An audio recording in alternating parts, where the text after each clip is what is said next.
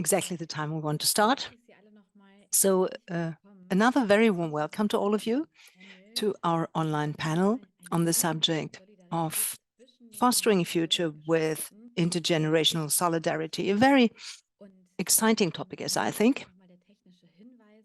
And here's a technical point I want to make. You can listen to translation by clicking the little globe at the bottom of your screen. There, English and German are available for choice. And apart from that, dear audience, you're very welcome to ask questions. This can be done via the Q&A button you will find on your screen at the bottom bar too. Please click it and send us our questions if you like. I would like to start with, as I'm not alone here, with introducing our 4 experts. I would do it in the order they are stated in the program. And thereby, I would like to start with Professor Claudia Neu. She's Professor for Sociology of Rural Spaces at the Universities of Goettingen and Kassel. Very warm welcome to you. Very nice to have you today. The next person is Mr. Andreas Schulze. He's head of department in the Federal Ministry for Families, Senior Citizens, Women and Youth, and heads the Department for Demographic Change, Elderly People and Social Welfare. A warm welcome to you too. Nice to have you. The next person is Cordula Weimann. She is founder of the movement Omas for Future, that is Grandmas for Future. And the background is quite befitting behind her. We see that heart with the logo of that organization. A warm welcome to you too. And Yanina Taneva is our 4th expert. She's a co-founder of the Ideas Factory Bulgaria. Very nice to have you two here tonight, or rather this afternoon. You will also add an exciting perspective. You also have developed your own methodology to work with young and elderly people. We're very much looking forward to hearing more about your impressions. And to start into the panel now, you know what you can expect, but the audience doesn't. So let me thereby say, after the introduction, I would provide a very short briefing on the topic, with the emphasis being on short because you are the experts. But for everyone to know what this is about, I will do that. And after that, I will launch into a first round of questions when you will all be given the possibility to say something and present your stance as to how do we do that with intergenerational practice, how can we become more resilient through that? And I would suggest that you, of course, can also have a chance to respond to the things that have been said. Just raise your hand, if you like, via the Zoom tool.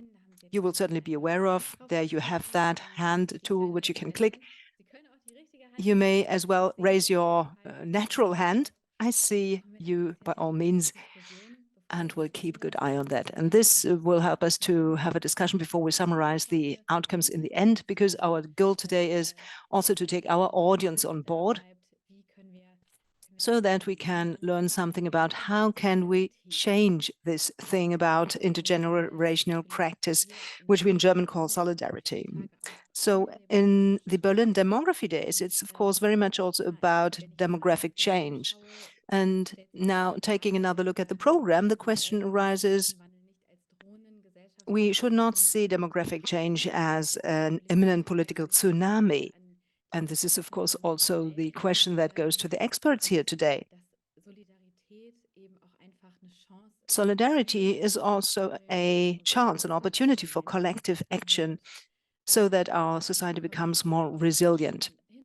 You have differing backgrounds, policymaking, science, civil society. I think this is the perfect mix to find good answers to this question. And so that I can cease talking now, I would like to launch into the first round. Let me repeat the question shortly. The question to be answered is, how can our society develop greater solidarity to be more resilient for the future? This is, of course, also quite a comprehensive question, but all of you are experts. Da sicherlich Gedanken zu. Und ich würde in dieser ersten Runde and you certainly have good views on that. I would like to launch into this first round with your key words or thoughts, messages. I know this topic is very big and it's difficult to summarize it in one word, but I would love it if you could give us your stance and your perspective of things. And I would just like to stick to the order we have shown in the program and start with you, Mrs. Neu. Ms. Trompeter, dear audience, many thanks for giving me the chance to be here today. Well, intergenerational practice or solidarity, well, this is a quite underexposed topic. We will, of course, discuss it for a while, but to start with, let me first make the distinction as to whether it is about solidarity within the family between the generations, or in fact, solidarity between generations which don't know each other from their own family. So we have strong solidarity through transfer payments, through mutual assistance in the family system. However, when it comes to out-of-family contacts or joint action, it looks a bit different. It's getting much more difficult then. Many elderly people don't have any contacts to younger people if it's not directly their grandchildren. Well, this is what I had to say to start with. That's definitely a very exciting impetus. And I'm sure that the other experts also have their thoughts on this. I would like to pass the floor to you, Mr. Schulze, now. And I'm thrilled to hear your stance. Thanks so much for inviting me to this panel. I'm very pleased to highlight the attitude of our ministry to a certain extent. You're right. It's not very easy to shrink this down to just one term, and this is why I would say two things. The terms of respect and appreciation. This is what I would use. When you're saying the demographic change is not a tsunami, you're absolutely right, I would say. However, I would say it has to be taken very seriously. Let's just take a look at the figures. In 2020, 1 million people for the first time drew a pension which was contribution funded, and in the same year 170,000 young people left school, and this is a development that continues over the years, and this is what we can call demographic change mathematically. That is, it shows how big the problem may become. But you're right, it's not just a problem. It must be taken seriously, it must be dealt with and politically flanked, but it also harbors opportunities, namely the cohabitation of several generations, some being relieved of burdens, and some who, in the process of growing up and shaping the society, come into the process. And the opportunity in intergenerative collective work is the vision our society pursues is social cohesion. This is always easily said, but this needs to be fought for by different generations over and through different strategies. And this makes me table respect and appreciation as a pair of terms in arguing. Thank you. These are definitely two very important words we will certainly need in this panel today. I'm sure that you, Mrs. Weimann, also have some thoughts on that.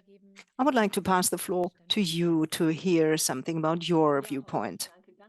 Yes, I too would like to extend my very warm thanks for this invitation, and I'm now speaking on behalf of over 80 regional groups nationwide where we work today. We basically represent 45% of the population statistically. You become a grandma or grandpa at 50 and 51. And we try to be the voice of the generation 50 plus, especially of the women, of course, because, and this is not nothing new, in the decision-making processes, neither in society, politics, nor economy, we women above 50 or 60 are well represented. We are doing great grassroots works, but covering 85% of the care and social work, but our knowledge does not move up to that level. And Grandmas for Future have it on their agenda. And if you ask me what the buzzwords for us are, it's not, it's also placing women more into the limelight in that they co-shape the society. I believe it's also that we want to engender courage for tomorrow, because if you have a goal, which is pulling, then it's much easier to create a community. In the past years, we have been migrating from one crisis into the next one. And I think for society, this is much more difficult to feel as a community, and the goal is not recognizable, namely, how will we live in 2040? And this also affects my generation. How will we live? What will the future look like? Not enough communication is done on that. Most people are not clear about that. We now are showing this with our booklet, Join Us on Our Way to Tomorrow, because this allows us better to work towards one goal. So making people feel like living the tomorrow in 2040, this is one thing. And the second thing, I myself have 3 children and also grandchildren. However, I noticed that in the communication with my children or in the communication with my team, and in our office, we have 15 people working there between 25 and 35 years old, there I suddenly feel generational differences. I note the language is different, the way of acting is different, living is different. So this really requires listening and readiness to understand the other one, and also to say, I don't understand your words. What is the narrative? What is onboarding? So language is divisive, and we need ways in this respect too, how to approach the other. This is very relevant what you're saying. Thank you for your viewpoint and assessment. I would now like to pass the floor to our 4th expert. Hello. Hello, Miss Taneva. Ja, wie sieht Ihr Standpunkt aus? What is your stance looking like? Hello. I'm coming from the country which is the fastest depopulating country in the world, meaning that Bulgaria is losing its population really with the fastest pace for different reasons. And it's been a crisis that's been, it's not, as you said, like a tsunami. It's a crisis that started a long time ago already during industrialization times, and then migration, but also low fertility rates. So I was thinking, when we founded the organization program, which is called Baba Residence, Baba means grandma in Bulgarian, connecting young urban people and experts to rural areas, we were thinking that we didn't know answers, but there are so many questions that a pure quality of human relations can actually give so many answers. So in our work, I just have to say that also talking about demography, rural areas are a very, very special place for research and for knowledge, because this is, especially northwest of Bulgaria, this is the poorest region, the region in Europe with the highest risk of social isolation in Europe. So, I mean, in European Union. So our hypothesis is that what is really needed is middleman cultural mediation and cultural transformation mediation that can really create the bridges in these really broken social tissues that we unfortunately experience through different pressures that are commodifying human relationships. So I would say demography has also a lot to do also with power dynamics, which was already mentioned. And thank you very much, by the way, of course, the invitation and the great company I'm in. But I think we also should address the fact that resilience is also a result also of resources and democratization of resources. And democratization of resources is really needed across geographically, because there are huge territorial disparities in Europe already, not only in Bulgaria, of course, and especially in Southeast Europe and South of Europe. But not only. Recently, there's been a big issue for the European Commission. So I think the intersection between rural areas and elderly population in rural Europe and all this that could be given to younger generation, that's crucial and critical. I think the understanding that we need public investment in cultural mediation and cultural transformation. Thank you.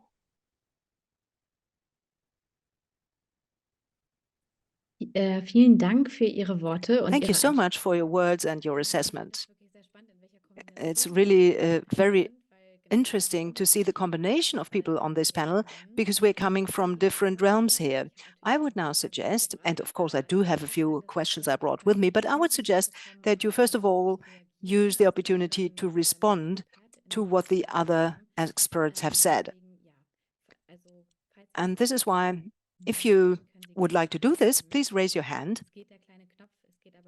There's this little button which you can use, but you may as well just raise your hand when you want to respond to something that has been said. Okay, I don't see any hand yet, but you may as well raise your hand whenever you feel you want to have an answer or present something.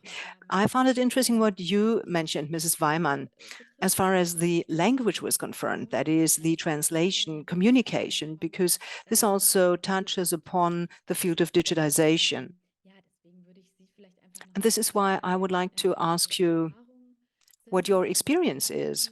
That is where you may see a bias for action or where you have gathered some valuable experience. Of course, we also want to look into best practice examples here today. And I would also like to ask the other experts on that.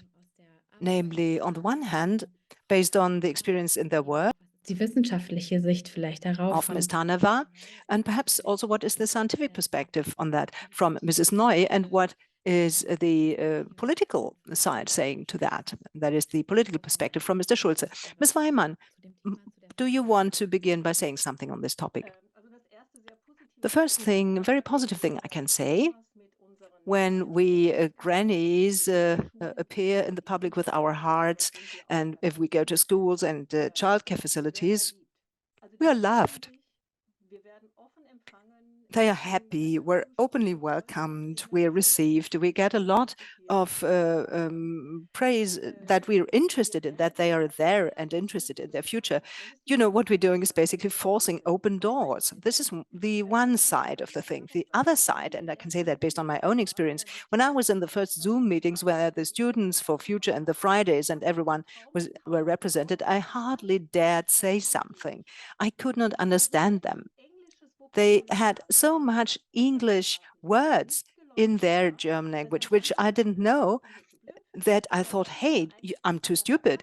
But actually, I can add 40 years of experience, overall 60 years. But 40 years when I really can say, I also studied, I have children, I've got a job and a profession. Still, for this language, which is just much more international, is correct, it's great, it's good. When the children sleep in English when these languages are so familiar. But if it is used just like that when dealing with elderly people, then this leads to moments where the elderly person says, I don't understand them, and this is why I don't dare answer and contribute my experience. And why, when I think of the fact that we as young people said, hey, these old guys, 50, 60, I personally had the feeling the life is over then. When my father turned 50, I thought, hey, it's just, you know, pension and then life ends.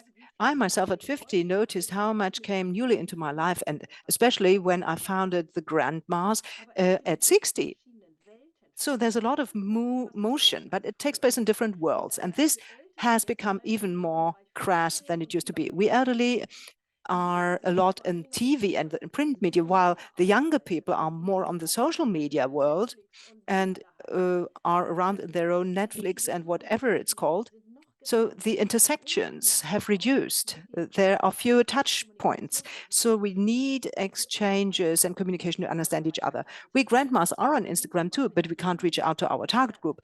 We are there because we have to be there. We learned that, but we don't reach out to them because I hear them say time and again, people my age say it's too much for me and I don't want it anymore and I don't need it. But especially now for this upcoming change, I can only emphasize how important it is that we do communicate, because we elderly people still experience the work where the sustainable and thrifty use of resources was typical. One example, in this demonstration on the 8th of January, there was this demonstration of farmers. And there was one tractor with a big poster, without me, your fridge stays empty. I thought, hey, it's the other way around. When I was 15, our fridge was full. There were no haulage trucks. Milk, butter, eggs were bought from people in the region, not from somewhere in southern Germany. Just the bananas came perhaps from overseas, but the rest came from our doorstep. And the streets were empty and we were very well supplied. A younger person cannot imagine that. And this way, we know many things. And this is very important to feel like being in the future that we share this knowledge. It's very important. The young people, they're surprised, they're open, but we have different channels, so to say, than they have. Very correct, definitely so. And many thanks for your impressions. This is very interesting. I should say, if no one wants to respond to that, I would ask someone. I would suggest Ms. Neu, the scientific perspective on that. What does it look like? How can we perhaps tweak our communication and to get closer to each other? Well, I would like to answer this question in a somewhat different way. No, sorry, one moment. We can hear you. And feel free to answer in a different way. Oh, it was just my phone. I forgot to turn it off, sorry. I would see this question from a somewhat different angle. I don't believe, in fact, that there's such a big difference between digital use. In our investigations, at the moment, we have 2 investigations which we ran in rural communities. And it was always mentioned that there were big differences and that the older generation is not absolutely on board with all digital methods. But it was actually not about these digital methods, but it was more about conversation, dialogue, and that the digital media cannot replace such dialogue and such being with each other. We also talked to many elderly people. They used that very vividly to network. And especially during the COVID crisis, they actually were quite glad about the fact that they didn't need to leave their house. So I actually don't see that conflict so much. And I, in fact, see a different conflict, namely that the young people, in fact, feel forgotten and betrayed by generations before them. I wouldn't like to use the word boomer, but this is a much bigger communication problem for me, namely that the generation of the baby boomers does not perceive the worries of the young generations at the level they would have deserved it. Thank you. Thank you. These are also very interesting impressions. I'd be interested in Mrs. Taneva. What are your thoughts on that? From your practical work, you also cooperate with both generations, and I also saw that you nodded a lot when our colleagues said something. Yeah, I did.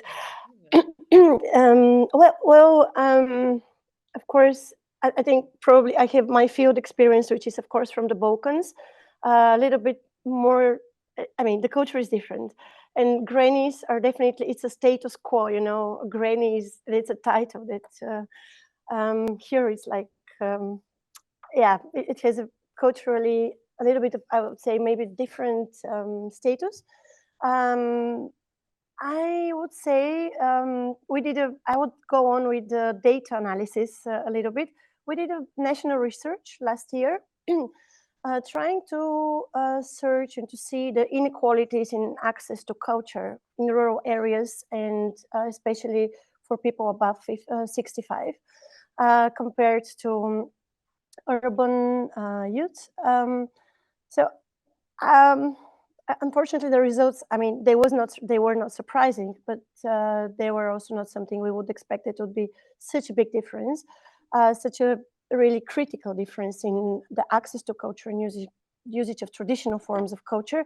And I think culture is the other name of communication, of collective experience, of getting, having identity, having same interests. I mean, culture is the name for the social glue that connects us. So for us, that's why it was very important to measure what is the different relation to access to culture between generations, and also in territorial way, geographical way.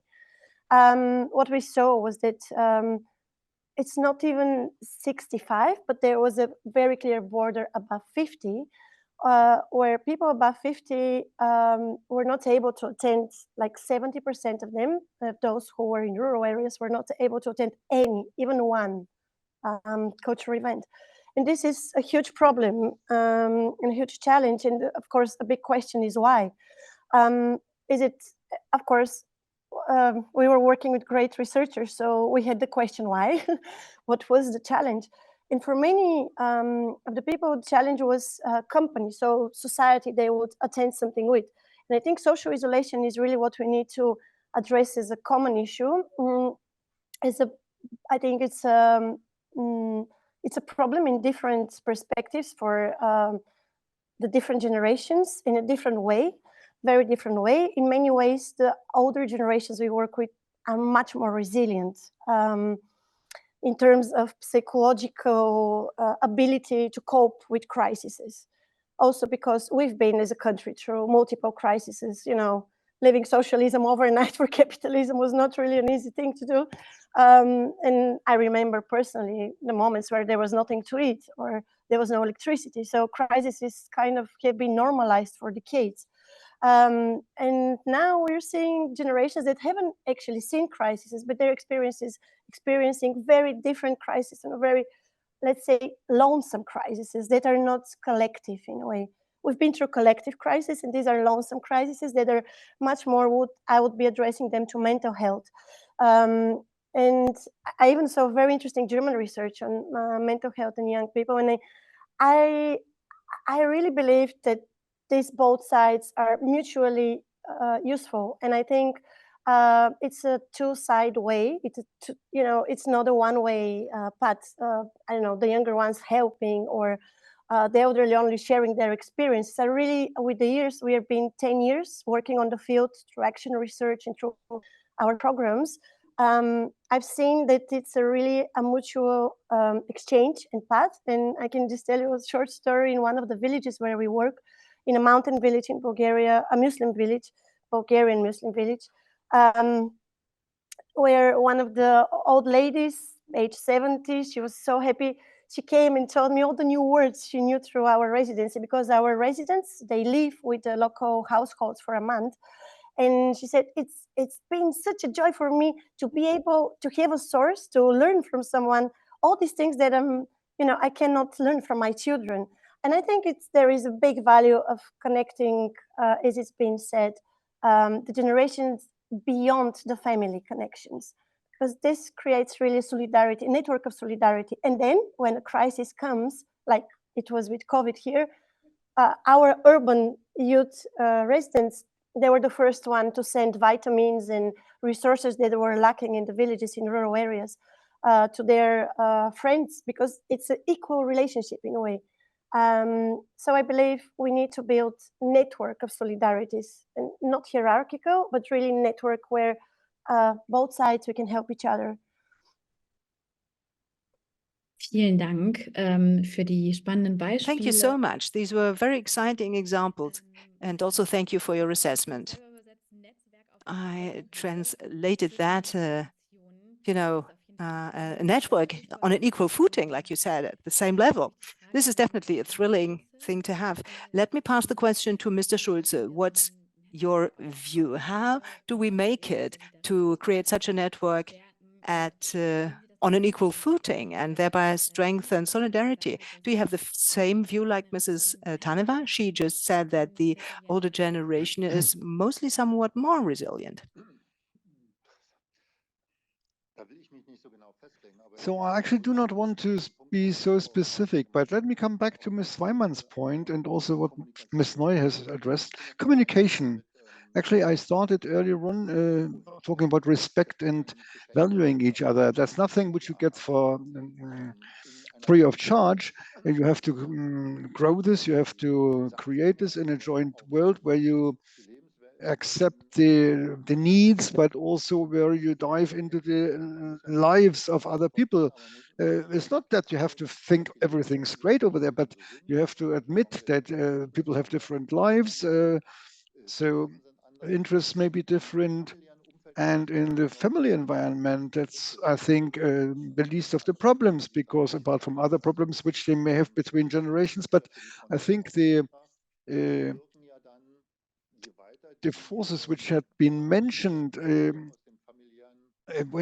start to act when you leave the family environment, when you have major social struggles, etc.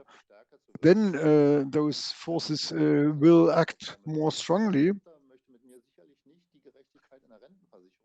I think my daughter certainly does not want to renegotiate the justice of a of the pension scheme with me, but it's not her father which is addressed by her, but it's the generation of the elderly. So the further or the larger the challenges are, let's speak about global warming, etc. Then, of course, it's the whole generation of the boomers that goes further away from from daddy, and then there are a lot of centrifugal forces. And it's then important to keep things together. You can, of course, accompany this with government measures. We've got 530 houses for multiple generations under one roof, where they work together, where they meet each other, where they know about the lives of each other. But that is nothing which you should approach in a too voluntaristic way. And Ms. Neu, I will encourage you to also address these things on these panels, because you have got the studies. We wanted to know whether in everyday life there's also a possibility to involve several generations in future projects. Are there different age groups in this kind of cooperation which can act together? And Ms. Neu, I'm actually playing the ball into your field. We we had some very interesting scientific findings, which then again helped us to accompany demographic change, to see what does it mean to age with dignity. What does it mean if the younger generation lives longer together with the older generation, because we all live longer? And there we had quite interesting findings. Now I'm really playing the ball over to Miss Neu. Exactly. May I just take it up? Yes. Yes, Miss Weimann, I saw that you raised your hand, but as it fits right now, Miss Neu was just addressed to take the ball, and I will invite her to speak now. Thank you very much. I'm happy that you praise our work, and we are now working on the next study, which unfortunately also is not bringing about especially new findings, even though we try to spread it a little bit more and to include the rural areas, etc., in our study. So the question is, where are several generations becoming active together? And I'm not only speaking about the houses for several generations. I really want to see where several generations act together. And the situation is not so widespread in Germany. So certainly we don't have, even if it's desirable, that has become very clear when we ask the students, but there is a wish for meeting other generations, and that is why these houses for several generations are quite a good approach. But taking the next step by saying we've got challenges with climate change, we've got demographic challenges, which may be this and have to be answered at the local levels. Again, in the next survey, we could see that a lot of mayors, for instance, are overwhelmed by the question. They don't even know where to start, whether there can be any project at all where several generations can act or can work in the same project. Sometimes they didn't even understand the question when it came to this cooperation between generations. Thank you for your answer. I think that is also something new to me, which I learned in this panel and which I will take home. Let me just pass on to Ms. Weimann. You had raised your hand. Yes, on the one hand, I fully support this idea that this cross-generational work is much needed, and I would like to elaborate on one aspect. which I came across only during our work. As I said earlier, I don't even dare using the word grandma, because that's generally the person who sees the doctor frequently, who is a bit shaggy, but she's definitely doing the best cake. Unfortunately, with the grandpa, this is not done so often, because he might be a member in an association somewhere. So what we didn't notice in the society is that during the last 100 years, people are growing more than 20 years older. Now you distinguish between newborns, young children, twins and teens, etc., and young families. And so at the age between 0 and 50, you got a lot of categories with different target groups, which you can address in different ways. But grandma, statistically, you become at 50, 51, and it may grow up to 100. A senior, you are called after 60. So all of a sudden, a generation to which you would like to reach out, you pack 50 years into one basket. And that's why actually the word grandma is used in a very discriminating way in advertising, for example. There may be people at the age of 30 or 50, which can well be grandparents already, but they are still active. They want to have a say in this society, and the society doesn't even have a term to describe it. So as a target group, no one is reaching out to us.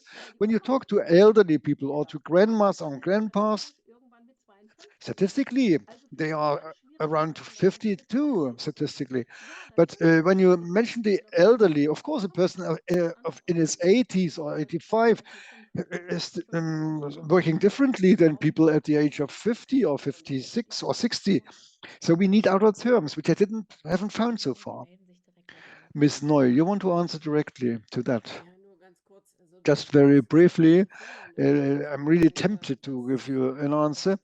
When people say that the elderly can't be reached, demographic change is showing us precisely that the need for the sheer number of elderly people is actually so large that we tend not to listen to young people.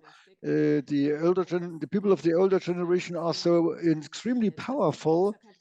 So that's not necessarily a personal dispute between you and me. So you got me wrong. It's not about the interest. It's about the how to address elderly people so that they know how they may get in contact with the younger generation. Yes, I really have to repeat, in our studies, and you can see this also in other studies, it's rather the young generation which does not feel addressed by politicians. And many young people believe that government only deals with the interests of elderly people.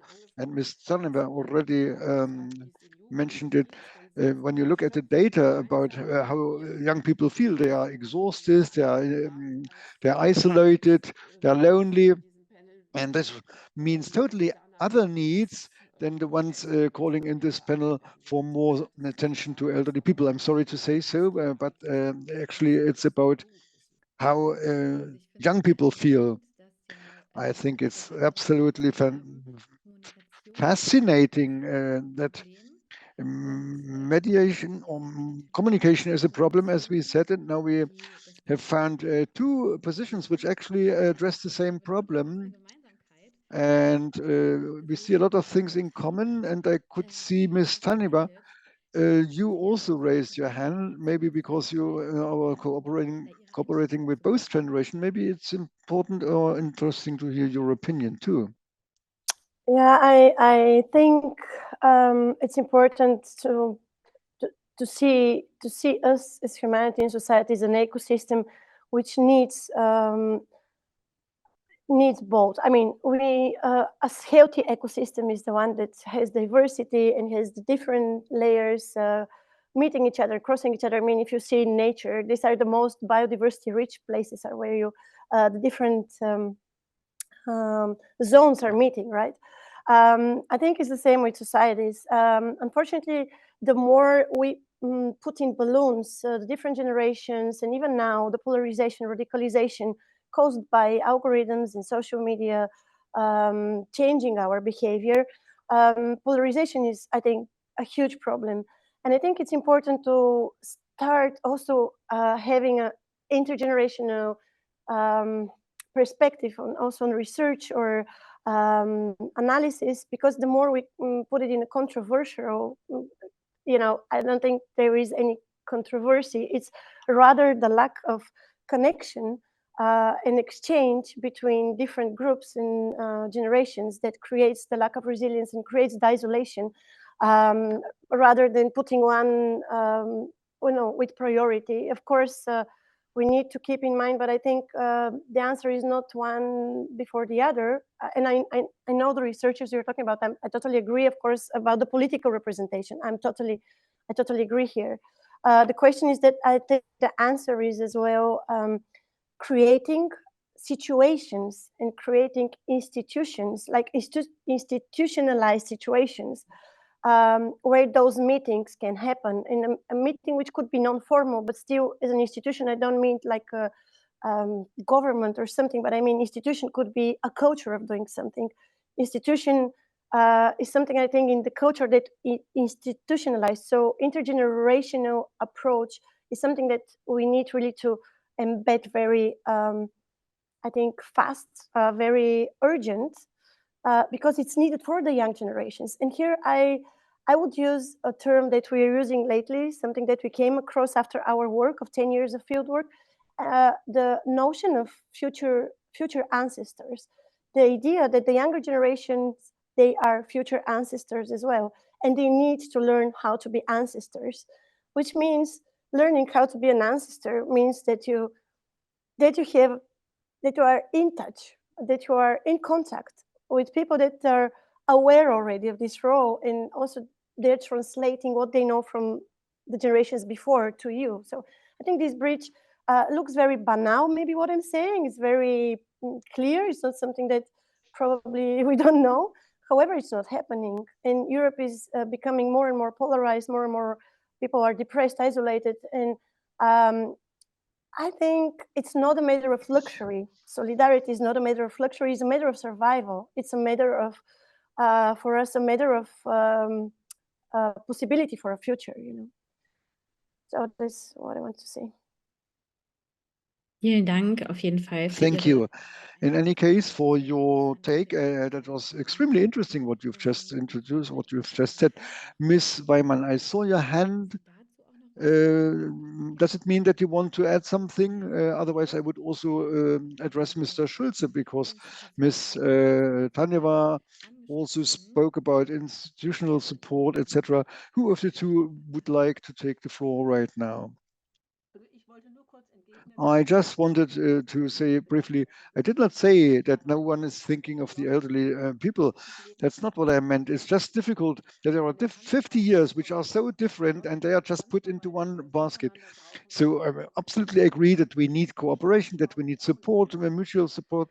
I'm not against that. And it's great how well grandmas are received at schools and how much children are wanting to have us. There is no conflict in that. I was just saying that when we address target groups, I learned that new word when it comes to advertising, when it comes to social media and marketing. I just noticed that between completely fit and still conquering the world and just being just in a nursing home, all that group is considered as one group, and that's just a problem to me. But now I hand over to Mr. Schulze, please. I will just take up this ball. Miss Neum, it's already said, it's interesting, but it's not in a positive sense interesting, but it's rather sobering that there are major deficits in this country or in this society to create places where you can take decisions in a cross-generational way, or where challenges are also being tackled by several generations at a time. That doesn't go by itself, and the efforts which we can make are indeed very big, but we haven't found the key yet to open that door. But what we noticed, maybe also in order to fill this virtual gap it seems to have opened here in this communication. So when we talk about a generation which gets more attention or less, so you heard that our strategy against loneliness was launched in December last year in the federal cabinet. And now we have started some policies in order to deal with the subject of loneliness. It's not that the problem can already be solved, but and I don't even think that problems should always be solved. They should just be managed, handled, and understood. And when we worked out this strategy about loneliness, we did notice that our first approach was not even the right one. It's not a problem of elderly people only. Yes, of course, there are lonely people, elderly people, and quite a lot of them are lonely, and you have to get them out of this loneliness back into society, into everyday life, into social discourse, out of their bubbles, etc.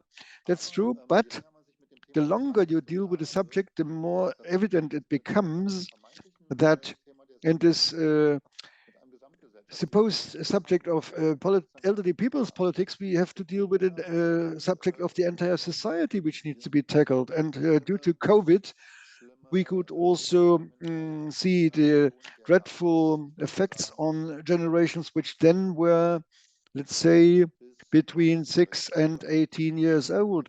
All this group which in the middle of their school process and lacking those experience, be it at school, where you learn also about social interaction with other children during classroom work, for example, or where be it young people who are just entering the life of adults with all their possibilities and are limited and restricted by those general restrictions. I think we will still have to deal with these problems during a long time. And in our strategy against loneliness and all the policies, we will have to address these points as well. I cannot even guarantee that we will be able to create places where understanding will grow. But there is no doubt in the meantime that the problem which we originally were expecting in the group of elderly people is in fact a problem which is affecting all age groups.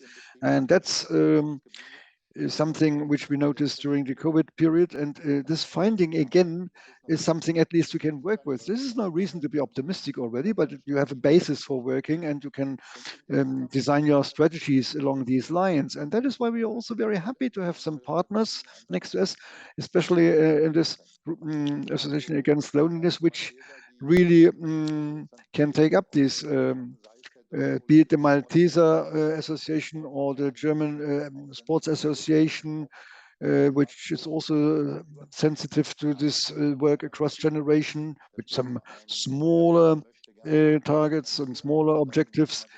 And of course, they want to reach out to a target, and therefore somebody has to drive the bus, etc. And that is a place where generations may meet and may learn what I said at the beginning, namely respect and valuing each other, experiencing mutual lives and respecting it, and playing a role in that process oneself. I know the strategy against loneliness will not solve the problem, but I'm convinced that we at least will be able to handle a challenge to that extent that it may lead to more social cohesiveness by involving more people in the social discourse and also to raise their resources, which otherwise would be lost if people are just staying lonely in their smallest bubbles. Great, thank you very much. Thank you also for introducing your strategy again, which is quite a nice addition to the panel. We got a question from the audience, which actually opens up another range of subjects, but we have only got 10 minutes left. And nevertheless, I would like to answer that question. And now let's see who may be willing to answer it before we really start our very last round, where everybody will be given another minute in order to share final views. So let me read the question. How can solidarity between generations in the light of acceleration and also when we consider that people are living their their homes. Isn't that a big challenge to the solidarity among generation? I think this is a question where you can talk a lot about. But let me just ask, is there anyone in the panel who would like to answer this directly? Mr. Schulze, I saw that you were taking some notes. Maybe you want to answer immediately. Well, I don't know whether I can give you a satisfying answer, but there is one aspect where generations are interacting is also elderly people's care. And a lot has been said about the lack of expert staff, etc., which I mentioned already at the beginning when we spoke about the annual gap of 200,000 students, which we are missing, which do not enter professional life because they are just not there. Then again and again, we see the aspect of missing people in nursing homes, etc. And generally, they say we need immigration in order to solve that problem and to gain assistance for nursing. And I'm rather ambivalent with this in this respect. I say, well, it may well be that this may help us, that we may win over people in order to work, in particular in nursing homes or nursing in general. That may alleviate us from some of the problems. But on the other hand, I'm considering whether this couldn't be another form of colonialism. So in the past, we took the natural resources out of those countries, and now we are draining the people. So I'm ambivalent on on this point. Immigration, which we have, of course, also comes with other challenges. That's no question. But it does not necessarily put us in for problems we can't solve. We launched a project which is called People Empower People, and this program was launched in order to assist newcomers to this country to explain the life in Germany, to help them in their first steps. And we created 226,000 partnerships. That's more than nothing. So most of the Western democracies experience immigration with all challenges and positive sides, and that is something you need to manage. And this management, again, comes with challenges where you need resources for the different age segments in our society. Well, great. Thank you for your answer. Ms. Weimann, maybe you want to say something directly on this. Unfortunately, we don't have very much time left, but maybe, of course, I will give you the floor anyway, but maybe you can link this with your final comment. And as regards our timing, everyone has about a minute to talk. I think we'll manage quite well. So then I would like to answer directly. When I was a child already, back then it were the people from Yugoslavia and Italy and Greece who were the foreigners. And I grew up in the rural area, and for 60 years that has been absolutely normal to be surrounded by people talking a different language, and it integrated perfectly well. I think it's about the right measure. How much are we able to integrate? And that takes also laws which brings people earlier into the labor process rather than staying for 3 or 5 years in an asylum seekers home. And that's what is really difficult in this country right now. What's the right level of digitization? What's the right level of transformation of the society? What can we really do? How much do we demand from our globe? So I think we lost the right measure, and that needs to be found again. And it would be a good idea if elderly people and young people could do so together, because that we are committed, especially Grandmas for Future. Our slogan is act for love for our children, out of love for our children. Of course, we also benefit from that, but they do as well. And I think we can drive many people of the older generation who love their children, who want to leave them an earth which is worth living in. Thank you. Those are quite nice, positive and final words from your side. I would like to hand over now to Ms. Neu. And then, well, I mentioned the time. Certainly you will manage within 1 hour, a minute, sorry.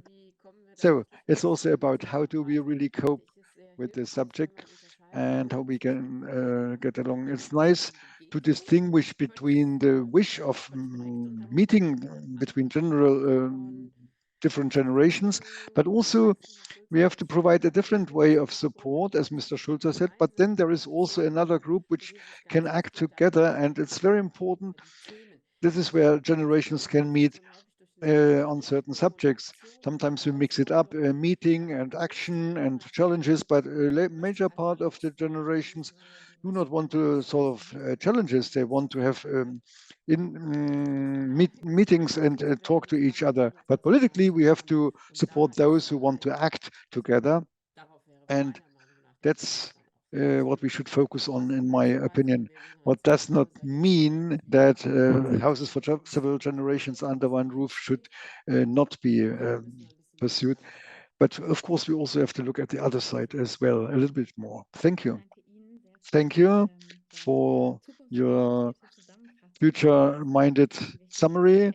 This is, of course, a very interesting aspect. Mr. Taneva, maybe you also want to give us a very brief final statement. Yeah, I think in the situation we are seeing our societies wounded through different pressures and crises, we urgently need public investment in cultural transformation agents and cultural mediation, as all these challenges are, they're demographical, economical, but at the end, change is a matter of culture.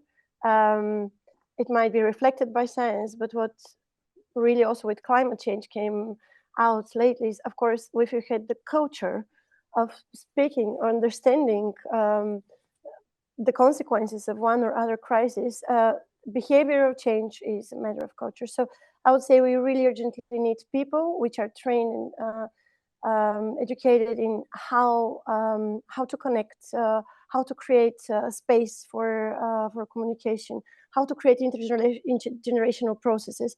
And this requires really investment, public and private. Thank you. Danke Ihnen sehr auch für die Schlussworte. Und thank you also for your final word and the perspectives. Then I would like to hand over to Mr. Schulze also for his final words. Well, my last words. Well, the future creates solidarity between generations was the title of this panel, which I thought it was very ambitious. But I think we just shed some light on the subject, and it means that it's a challenge indeed where the successes should be praised, where we should not be impressed by backlashes, because actually there is no alternative for solidarity between generations. And that's why I always plead that even failures should be seen as an opportunity and should not prevent us from solidarity between generations. Well, thank you. That was a rather nice final word. It's not your last word, hopefully, and it was really motivating. I could take home a lot. It was interesting to see at the different perspectives and interaction between you. Thank you for your contributions and comments. That was really exciting. And it will also continue in that exciting way. There is a last panel of the Berlin Demography Days. Maya Lunde will meet Shelley Kupferberg, and they will deal with the question whether a world without crisis is possible at all. A very exciting and ambitious subject, as you said, Mr. Schulze. And dear audience, if you want to stay online, please do so. In the session, you may use the same link, and in 15 minutes, we will start with the last panel. This one is finished now. Thanks to everybody. And thank you for your comments and for this friendly contact, for your communication today. And of course, also to everybody. Have a nice evening for those who are leaving, and see you later. Thank you for the invitation and the nice conversations. Tschüss.